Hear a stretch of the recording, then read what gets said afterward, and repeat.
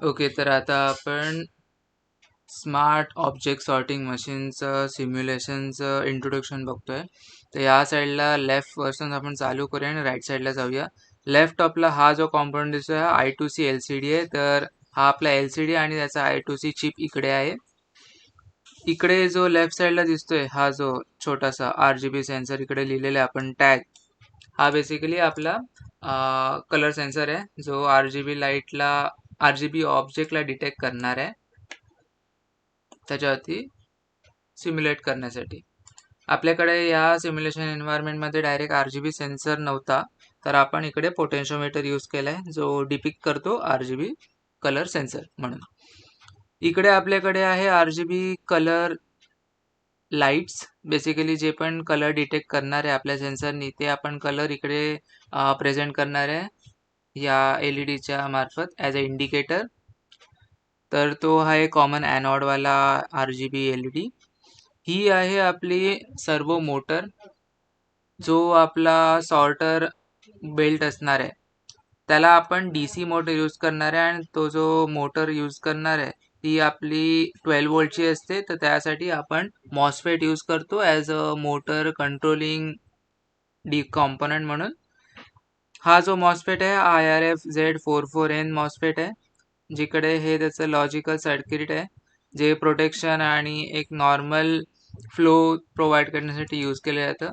आणि हा जो मोटर आहे 12 वोल्टवाला आहे, पण आपला आर्डिनो किंवा जो मायक्रो कंट्रोलर 3 वोल्ट टू 5 वोल्टचा TTL लॉजिक देतो, तर वोल्टेज डिफरन्स जास्ती आहे. तर ते आपण डिफरन्स कमी करण्यासाठी किंवा आपलं जे मायक्रो कंट्रोलर त्याला प्रोटेक्ट करण्यासाठी हा जो लॉजिकल कॉम्पोनंटचा सर्किट आहे छोटा तो यूज करतो ह्याच्यामध्ये. ठीक आहे, तर इकडे आपला आहे सोलोनॉइड सेन्सर. हा डिटेक्ट करतो की जो ऑब्जेक्ट आहे तो मॅग्नेटिक आहे की नाही, किंवा बोलू शकतो की आयनवाला ऑब्जेक्ट आहे की नाही. तर इकडे आता आपल्याकडे सोलोनॉइड सेन्सर नव्हता, तर इकडे आपण डायरेक्ट पिन दिलेली आहे जी डिटेक्ट करते. आपण टॉगल करू शकतो की 1 किंवा 0. 0 म्हणजे नॉन मॅग्नेटिक, 1 म्हणजे मॅग्नेटिक.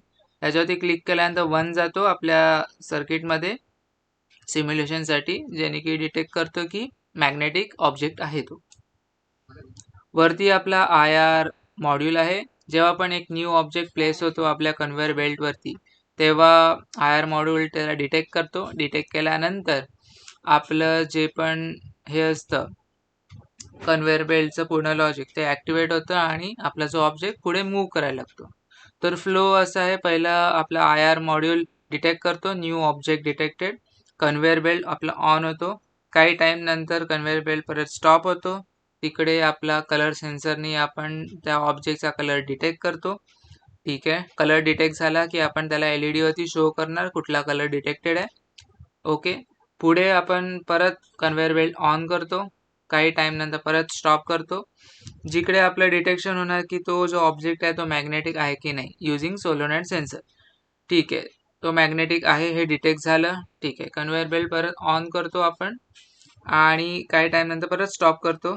आपला जो सॉर्टिंग रोटर असतो जो आपण हँडल करणारे हा जो सर्वो मोटर आहे त्याने तो सॉर्टर व्यवस्थित डिटेक्ट झालेला जो ऑब्जेक्ट आहे त्याच्यानुसार सेट करतो कुठला कलर आहे, आयन आहे या फिर नॉन आयन आहे तसं वाला ह्याच्यामध्ये. आणि नंतर कन्व्हेअर बेल्ट परत एकदा ऑन करून तो जो कंटेनर असतो त्या ऑब्जेक्टसाठी त्याच्यामध्ये आपला ऑब्जेक्ट फॉल करतो. ठीक आहे, तर हा मेन असा फ्लो टाईप लॉजिक आहे आपल्या पूर्ण ह्याचा. All the best, bye.